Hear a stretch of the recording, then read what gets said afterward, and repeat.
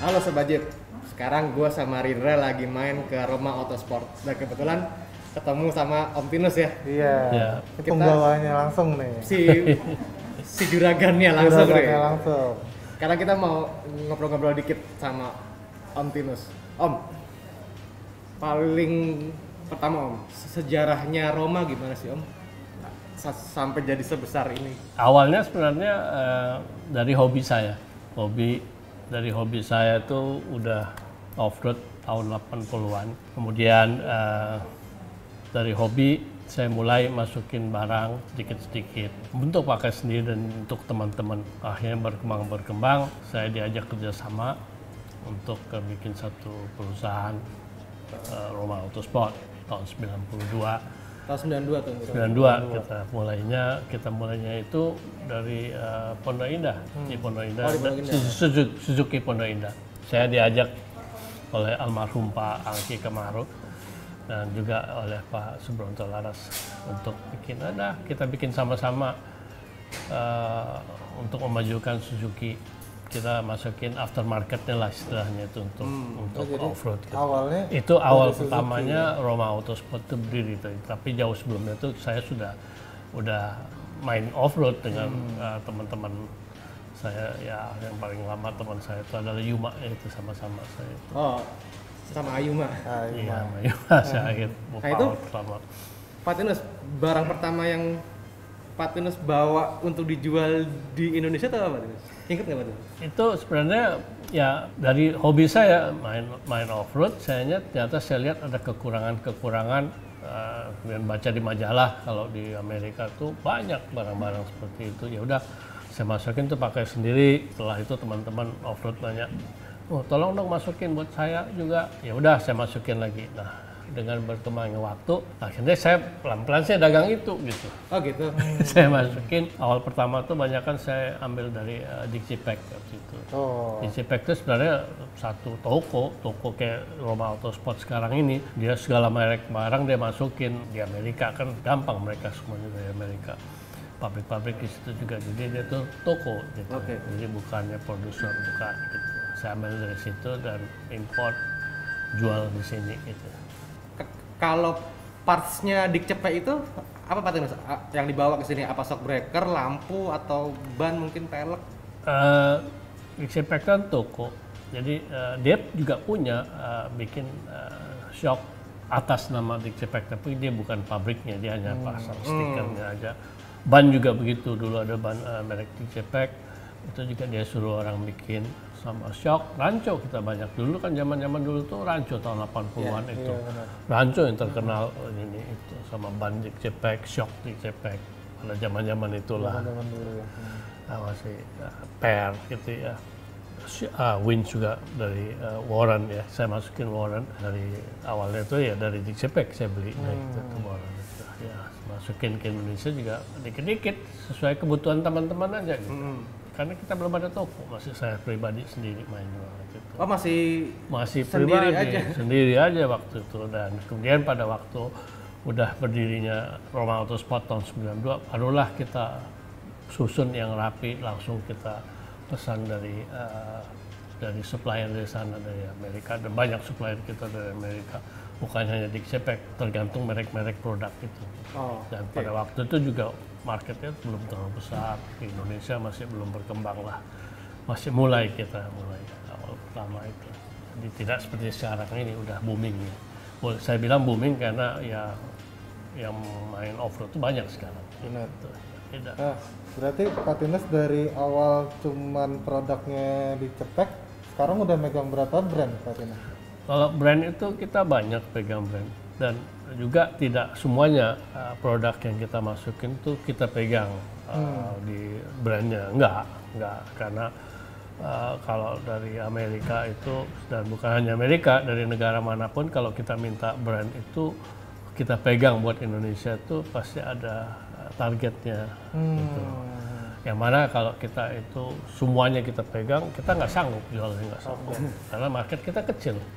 Market kita kecil, jadi tertentu yang kita minta, yang kita fokus seperti merek-merek ARB, kemudian Warren, karena itu yang besar, yang besar. Jadi kita berani, dan mereka juga tidak tentukan lu harus ambil sekian banyak, tidak.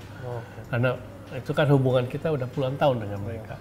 Jadi dari supplier itu juga mereka lihat kita tuh sampai di mana kita punya performance. Bukan hanya bilang, oh ini saya punya uang mau beli segini, terus kita diunjuk sebagai minta keagenan. Nggak segampang itu. Perusahaan-perusahaan di Amerika, Australia itu tidak seperti itu. Dia lihat performance kita. Karena orang bisa aja punya uang banyak, dia minta, oh gua minta ini dong buat saya, pegang buat Indonesia. Dia sekali aja, habis itu dia nggak pernah kerja lagi. Gitu.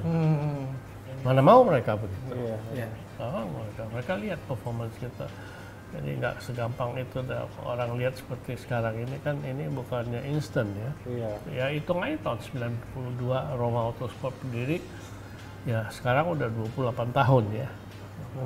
Jadi tidak seperti orang pikir, oh gampang sekali. Enggak, itu ada proses gitu. Dari karyawannya, dari orangnya 4, 5 sampai sekarang kita ada 30 orang. Oh, 30 orang. Nah itu kan ya nggak segampang itulah. Bikin ini memang harus orangnya sendiri juga harus hobi. Harus hobi. Jadi karyawan di sini sendiri pun rata-rata juga berangkat dari anak-anak off-road juga ya? Apa yang karyawan yang di sini aneh ya, justru kalian tidak percaya. Karyawan saya ini nggak ada satupun yang ikut off-road. Oh gitu? Ya mulai orang bengkel. Nah sekarang ini baru 3-5 tahun terakhir ini saya ajak mekanik saya ikut, supaya dia lihat kalau ikut off-road itu seperti apa sih, gitu. Gitu. Supaya dia tahu kenapa saya tuh ini banget, suka ribut-ribut terus kalau mobil harus begini, harus begitu. Karena kenapa? Kalau mobil kita mogok di jalan di tengah hutan kan repot. Nah benar. Sekarang ada yang udah pernah ikut, ada beberapa biji nih yang ikut orang saya. Dia baru tahu, oh begini nih, kenapa saya tuh ribut terus mobil harus perfect banget. Karena kalau yang namanya di hutan, daripada buka bengkel di hutan ampun.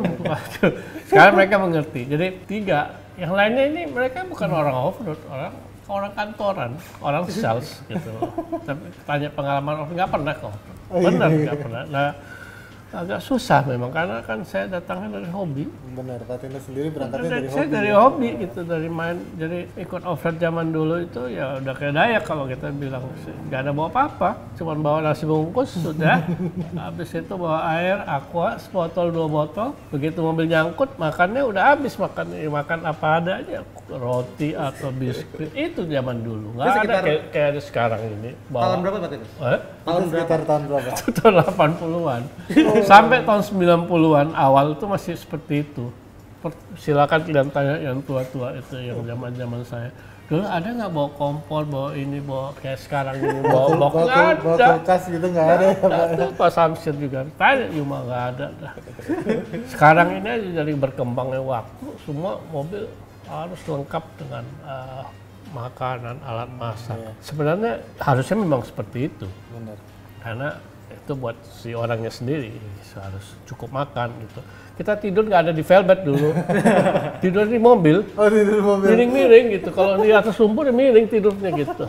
Nggak ada velvet. Bener, nggak ada velvet. Zamannya udah betul-betul zaman dahulu kala itu, aduh. Dan bisa tanya sama teman-teman seangkatan saya yang udah ikut lama gitu, tahu seperti apa dulu kita off-road. Sekarang ini kan beda. Bener, beda banget. Pak Tinus, saya mau tanya sedikit Pak Tinus ngomongin off-road. Nah, Roma sendiri tuh mulai support industri off-road atau event off-roadnya itu mulai dari kapan Pak Tinus? Dari sebenarnya kalau Romanya tuh dari begitu dia berdiri tahun 92 sudah mulai perlahan-lahan. Tapi kita itu kalau kita sponsor bantuin teman-teman off-road tuh kita tidak pernah ngasih fresh money itu nggak pernah. Sampai sekarang uang tunai segitu enggak. Jadi apa kalian perlu produknya? Oke, kita bisa kasih ini. Dulu kan ya sampai sekarang masih ada kan, mereka tuh kompetisi, ada hadiah segala macam. Kita kasih produk aja, yang mana produk itu dipakai oleh mereka nanti pemenang itu. Jadi untuk mereka menggunakan produk itu. Ya itu kita sampai sekarang. Kalau ini Pak Tinus, barang termahal tuh apa sih di toko ini? Barang paling mahal gitu. Saya penasaran aja. Iya. Ya, Tapi juga kamu tanya termahal itu saya juga bingung. Mahal dalam arti dibandingkan apa kan gitu. Iya, Iya benar. yang Iya. harganya paling mahal di sini tuh apa Yang gitu? harganya paling mahal, ya kayak begini nih, 82 juta. Yang kit ini ya? Kit ini Kit 82 suspensi. juta. Berarti Harganya mahal. Ya memang mahal. Oke. Jadi kamu 82 juta mungkin beli mobil apa tuh? iya benar. Saya nggak tahu mobil ini harga Oke. kita. Kemudian ada juga kayak winch kalau kita bicara winch yang mahal, ya paling mahal itu yang pernah kita jual sampai sekarang itu adalah Giggle Pin winch ya, bukan Warren Giggle Pin. Giggle Pin bikin winch gitu. Ya. Winch Giggle Pin kalau dilengkapin itu ya bisa Hampir segitu juga, hampir 70 80-an. jutaan gitu. Jadi sebenarnya macam-macam sih. Iya benar. Kalau dibilang mahal, ini dibandingin dengan ke Amerika aja, cek aja di kalian bisa cek di ini, gampang kok di internet. Lihat aja internet berapa harganya, terus bandingin kita jualnya berapa, gitu. Nggak jauh-jauh beda. Iya. Nggak jauh-jauh beda. Bangun mobil off-road tuh nggak ada yang murah Sobat Jeep. Nah, saya pengen tahu nih Pak Tinus, kalau saya misalkan punya JK nih, mau bangun mobil off-road yang proper, datang ke Roma, kira-kira harus spend duit berapa Pak? Nah, saya terus terang aja, sebenarnya kita tuh kayak konsultan. Konsultan artinya kita akan tanya fungsi mobil yang mau dibangun tuh buat apa, gitu loh. Tanya, oh Pak, ini buat jalannya pada di sini, ya cukup yang ini aja. Jadi bukannya kita senang, itu mau orang semua kita suruh belanja, ganti ini ganti ono, buat apa? Gitu. Memang kita senang jual barang kita sebanyak mungkin, tapi kan kalau saya kan tidak. Karena saya tahu, saya pemakai mobil off-road, saya tahu sampai di mana batas-batas yang perlu nih orang pakai mobil. Kalau dia bilang, wah saya hanya mau off-road cuma 2-3 hari, terus tracknya seperti apa? Saya kata, oh tracknya seperti ini. Ya udah cukup ganti shock, ganti per, udah. Habis itu mau pakai winch boleh, ganti ban mat juga nggak usah terlalu ekstrim. Kamu udah bisa off-road. Gitu. Kalau ini Pak Tinus, kalau standarnya mobil berangkat UX gitu, kira-kira berapa? Misalkan saya punya JK gitu. Iya. Standar. Ini ngayalnya yang JK nggak apa-apa ya? Nggak apa-apa, kamu boleh aja mimpi-mimpi. Semua orang banyak yang datang kemari jadi mimpi-mimpi, nanya segala macam. Mungkin satu saat dia akan datang, duitnya udah ada. Kan gitu. Boleh, nggak salah, nggak bayar mimpi. Saya juga sampai sekarang masih mimpi-mimpi terus bangun mobil seperti apa gitu ya. Iya. Ya, jadi ya lihat kamu mau ikut off-road mana. Oke, mau ikut EOX. Oke, EOX namanya itu kan yang boleh katakan sampai saat sekarang ini masih bikin event-event yang lama ya, dan tracknya juga track berat gitu ya. Nah itu memang perlu mobil yang sudah di-upgrade. Kalau istilah kita tuh loaded, artinya loaded itu semua udah ada, mulai dari locker dia punya, locker depan belakang, ya kemudian juga as rodanya yang heavy duty. Karena ya itu tadi kita hindarin jangan sampai ini mobil di tengah hutan itu patah, gitu lah, ya, rusak atau apa. Tapi juga semua mobil itu juga mau dibangun seperti apa, sekuat apapun mobil itu dibangun, balik lagi ke driver. Ini driver ini ngerti nggak bawa mobil? Soalnya aja saya bilang gitu. Ngerti itu maksudnya dia bisa tahan emosi nggak? Nah, tahan emosi, jangan di mobil disiksa. Gitu. Jangan sampai disiksa tengah jalan kita rontok. Event 16 hari, dia 2 hari udah buka bengkel di kita, ganti as roda, ganti ini. Itu ada beberapa seperti itu. Sampai sekarang masih ada. Nah itu yang harus kita kasih tahu, knowledge kita, pengalaman kita adalah bawa mobil itu udah, meskipun mobilnya udah heavy duty, bawanya yang benar. Gitu. Jangan dipaksa.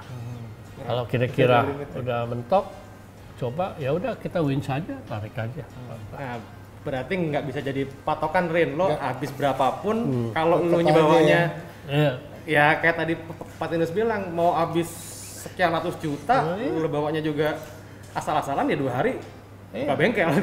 Dan itu kan nggak semua orang pikir seperti itu gitu ya. Makanya balik lagi saya bilang, mobil dibikin seapapun kalau yang bawanya itu nggak bisa tahan diri atau emosi, ya nggak lama lah berhenti dia tengah jalan.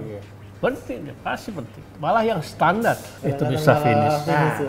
Ayo coba, gimana saya ngomong? Berarti nggak dapet nih gua ngegali ini. Nggak bisa gali.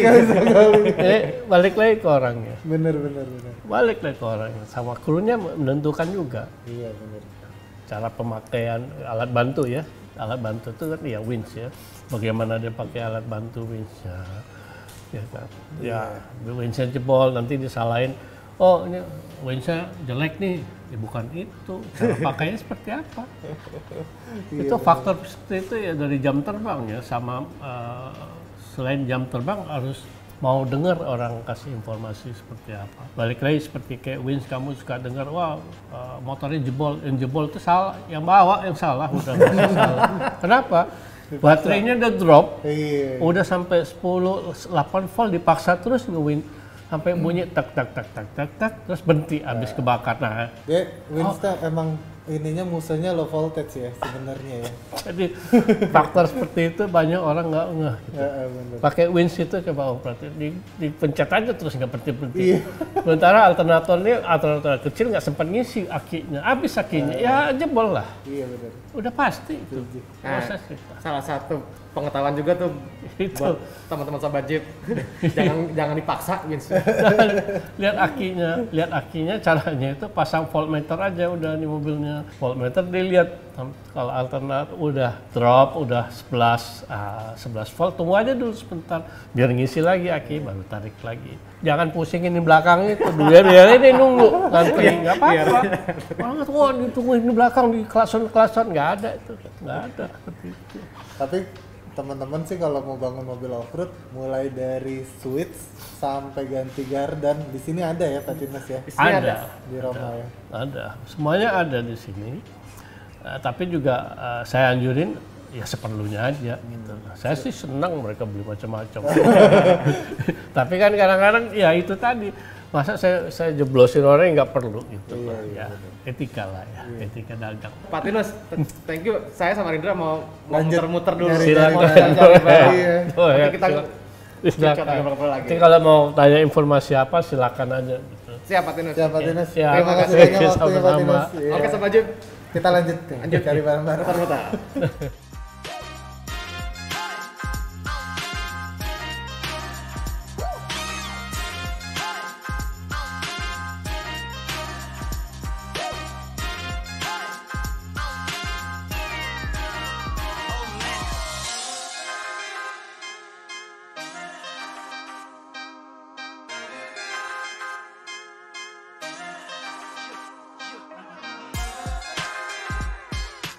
Oke Sobat Jeep, terima kasih sudah nonton sampai habis. Ini kita bincang-bincang dengan Punggawa yang punya 4x4 shop Paling lama. di Indonesia paling lama. Dan jangan lupa untuk share, komen, dan kasih masukan yang pasti buat kita ya. Subscribe-nya juga. Subscribe juga. Hidupin loncengnya. Sampai jumpa di video berikut ya.